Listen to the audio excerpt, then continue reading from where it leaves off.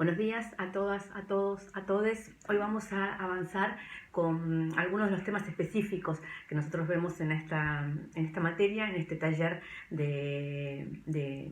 periodismo gráfico, de crónica, que tiene que ver con ir aprendiendo diferentes instancias que nos van a ir sirviendo para artículos en particular específicos, tipo lo que vamos a hablar, que es la entrevista, pero que a su vez todo es parte de un entramado en el cual si nosotros no hacemos buenas entrevistas, después no vamos a tener esos elementos para describir los personajes en un retrato, o al mismo tiempo si no tenemos buenos retratos y buenas entrevistas, todo eso nos va a dificultar no tener una buena crónica, porque de lo que hablamos siempre cuando hablamos en este taller de crónica y de periodismo gráfico es que para terminar de escribir una buena crónica lo que tenemos que tener es una cantidad de elementos que vayan de alguna manera describiendo, transmitiendo aquello que queremos contar y que queremos transmitir sin necesidad de apelar permanentemente, que es un recurso que intentamos usar lo menos posible, a la adjetivación o a la descripción. Describir más con los personajes contándose a sí mismos, con los personajes hablando de lo que les pasa, lo que sienten, lo que les sucede, hacer retratos que tengan que ver con perfiles en los cuales seamos capaces de dar cuenta no solo de lo que una persona cree que es, sino también de lo que quiere ser, de lo que creyó ser, de cómo otros lo ven en realidad, de todo ese cruce de caminos. Bueno, para tener toda esta información, de alguna manera, nosotros trabajamos la entrevista más con el concepto del reportaje que de la entrevista. ¿Por qué lo trabajamos con el concepto del reportaje? Porque el reportaje es ese texto que puede ser pregunta y respuesta, que puede incluir preguntas y respuestas, pero que al mismo tiempo lo que intenta es dar cuenta de una situación que hace que una persona conteste aquello que nosotros le estamos preguntando, pero que al mismo tiempo sepamos que esa respuesta tiene que ver con el contexto en el cual le estamos preguntando, con la manera en que nos quiere responder, con sus propias barreras al momento de estar respondiéndonos, y tiene que ver con nuestra capacidad de llegar un poquito más allá de aquello que nos está diciendo. Decía García Márquez, y esto es para poner en cuestión un montón de cosas, digamos, que de alguna manera una entrevista era un acto de amor, y que si no había dos que tuvieran ganas de hacerlo, eso era imposible de hacer. Y esto digo, después lo vamos a poner en cuestión muchas veces, incluso durante este curso, cuando pensemos cómo, de qué manera uno puede hacerle entrevistas a personajes que considera notoriamente nefastos o mucho más allá, detrás de un límite que tiene que ver con, no solo con haber cometido delitos, sino con la humanidad o no de ese personaje. Y a mí me parece que es bueno y que es provocador poder hablar de estos temas, porque es algo que hemos discutido muchísimas veces a lo largo de la historia argentina y sin duda a lo largo de la historia del periodismo de las últimas décadas. Yo sé, por ejemplo, que uno de los trabajos que ustedes suelen mirar cuando hacen entrevistas, cuando piensan en entrevistas, es aquella entrevista que yo le hice en su momento a Alfredo Astiz,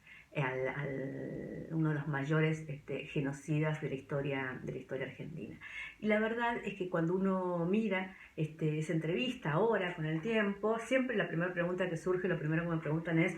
¿cómo pudiste hacerlo? ¿Cómo pudiste estar sentada adelante de él haciéndole esas preguntas? ¿Cómo pudiste de alguna manera sostener esa conversación que fue larga, que duró casi 2 horas?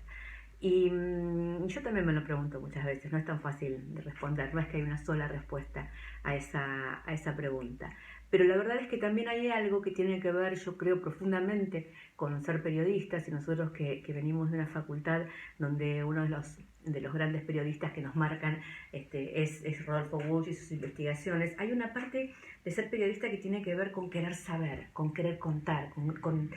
querer comprender, con querer entender, digamos. Y a mí me parece que muchas veces ese tipo de entrevistas, que son precisamente entrevistas a personajes sin duda que están del otro lado del límite de lo que consideramos humano, porque digo, uno puede entrevistar ladrones, hasta asesinos, digo, ¿no? Todo ese género de la entrevista policial, pero digo, cuando uno está metiéndose con estos temas que tienen que ver con más allá de la humanidad, hay otras cosas en cuestión. Yo me acuerdo que cuando publiqué esa entrevista, cuando volví a hacer la entrevista, uno de los primeros llamados que recibí fue uno de mis maestros, por suerte tengo el honor de haber sido una de sus discípulas en el periodismo, que fue Jacobo Timerman. Y Jacobo me dijo: de toda la entrevista, lo que para mí vale la entrevista es esa descripción que haces al principio de que le faltaba un diente. ¿Y qué quiere decir esto? No sé si ustedes ya la leyeron, si no, agárrenla y leanla y se van a encontrar con que al principio efectivamente hay una descripción del personaje, hay una descripción de Astiz, donde dice que era petizo, que era un poco colorado, un poco regordete, que le faltaba un diente. ¿Y esto por qué es así? ¿Por qué tiene que ver? Porque una de las cosas con las cuales yo llegué, una de las cargas con las que llegué a esa entrevista, es con esta imagen de que Astiz era, para quienes lo habían frecuentado cuando él se infiltró en las Madres de Plaza de Mayo, cuando él fue uno de los operativos de la ESMA, del campo de concentración, la imagen que quedaba era de alguien carismático, el ángel rubio le decían, el niño lo habían adoptado las madres, esta idea de que era alguien bello, o sea, lo que uno recibía cuando le transmitían quién era ese personaje, era alguien alto, era alguien bello, era alguien carismático. Y la verdad es que cuando me encontré con el personaje, era alguien petizo, regordete, colorado, que le faltaba un diente, que no tenía ningún carisma, un ser humano que pasaría desapercibido en la calle sin nada, digamos, un hombre común, un hombre completamente común. Y esa idea de que el tener el poder sobre la vida de la gente hace que la autoimagen, pero también la imagen y lo que los otros ven de nosotros nos cambia tanto y nos modifica tanto, me parecía que era parte central de lo que había que transmitir. El horror no es llevado a cabo por extraterrestres que llegan un día o por seres superiores que tienen más poder, que tienen más capacidad, que tienen más carisma, sino que el horror es llevado adelante por hombres y mujeres absolutamente normales que en circunstancias extraordinarias se convierten en monstruos, que cuando el poder les es otorgado se convierten en monstruos. Y ese, si quieren, sin duda, es la gran lección de las grandes tragedias históricas, del Holocausto, del terrorismo de Estado en la Argentina, digamos, ¿no? No es que lo llevaron adelante monstruos o seres diferentes a aquellas con quienes convivimos todos los días. Entonces, para volver a nuestro punto de la entrevista, ¿cuál es? Digo, uno sabe cuando se sienta con alguien qué es lo que está buscando en esa entrevista, qué es lo que quiere desentrañar, qué es lo que quiere explicarle al mundo de ese personaje. Y me parece que por eso es tan importante que además de todas las técnicas que tengamos sobre entrevistas, que las preguntas que pensemos, y siempre creemos que estamos haciendo la mejor pregunta, y siempre creemos que estamos haciendo la pregunta que no hizo nadie más, y bueno, y muchas veces eso no es así. También es importante que permitamos que el personaje al que estamos entrevistando de alguna manera se relaje como para poder contactar, como para poder contar, como para poder abrirse, porque después... y esto es algo que digo, después escribimos y después contamos esa historia nosotros, o sea, estar enojados en el momento de la entrevista,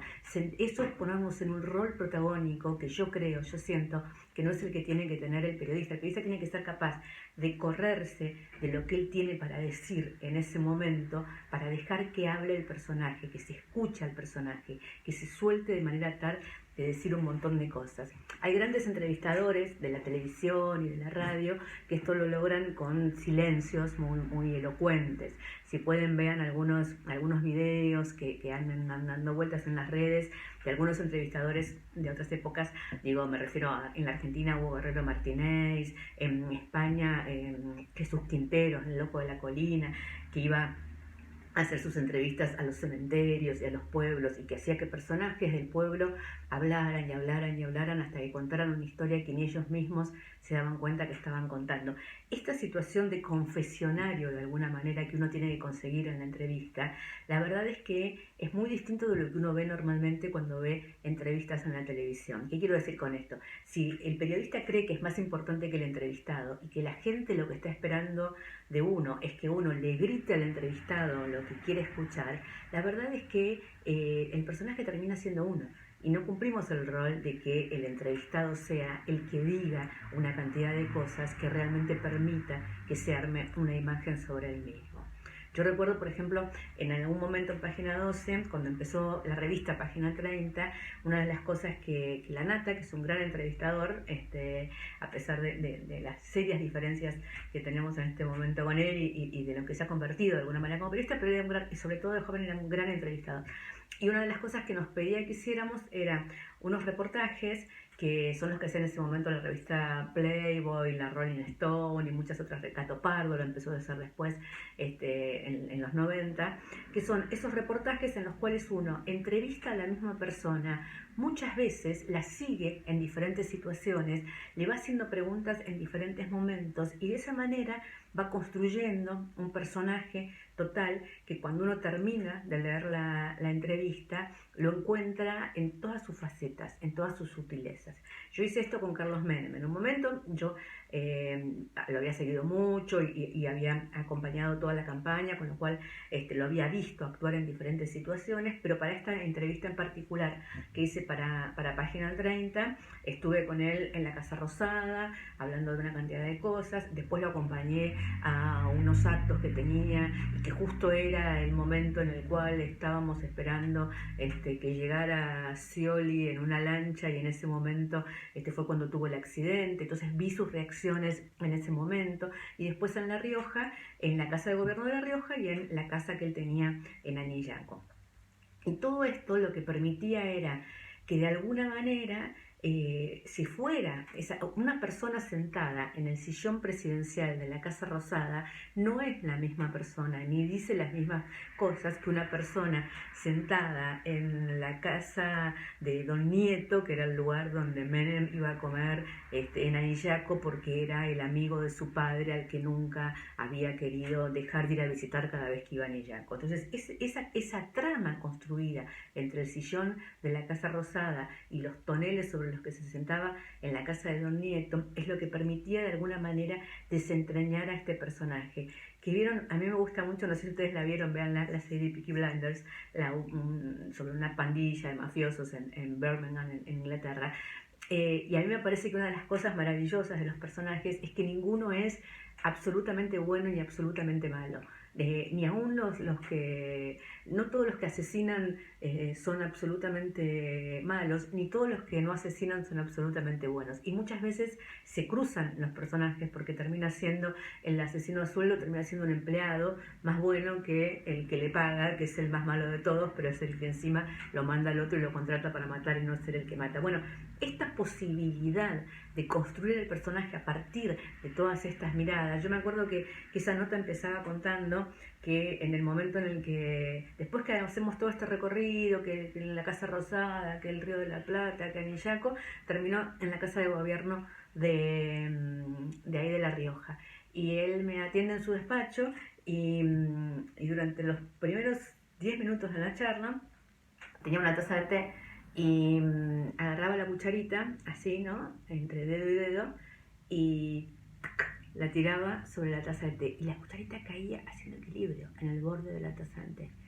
Y la verdad es que a los 10 minutos me había sacado él a mí, digamos. Si yo intentaba sacarle algo importante, a los 10 minutos me había sacado él a mí y tuve que preguntarle cómo lo hacía. Entonces empezó un largo discurso sobre la paciencia árabe y sobre los métodos de control mental de los árabes y todo eso, que fue precioso para poder explicar este personaje que se suponía que era ridículo, pero que había llegado a la presidencia del país y que había destruido la economía y el aparato productivo de la Argentina como lo había hecho, y que se suponía que era peronista y terminó siendo un liberal de ultraderecha. Entonces, eso me parece que es importantísimo que tengamos en cuenta cuando vamos a entrevistar, que lo que importa es construir el clima de manera tal que nos termine mostrando realmente el personaje, que nos termine contando ese personaje una cantidad de cosas, que podamos deconstruirlo, que podamos encontrar sus sutilezas, que entendamos que es menos importante siempre la pregunta que la respuesta, porque lo que importa es generar el clima tal de manera que se abra ese personaje y muestre todas sus piezas. Y para eso a veces, muchísimas veces, es mucho más importante el silencio que la pregunta, el clima que la pregunta. Bueno, nada, las clases estas son cortitas, así que esta parte la vamos a terminar acá y vamos a seguir charlando de otros temas en la próxima, ¿sí? Hasta luego.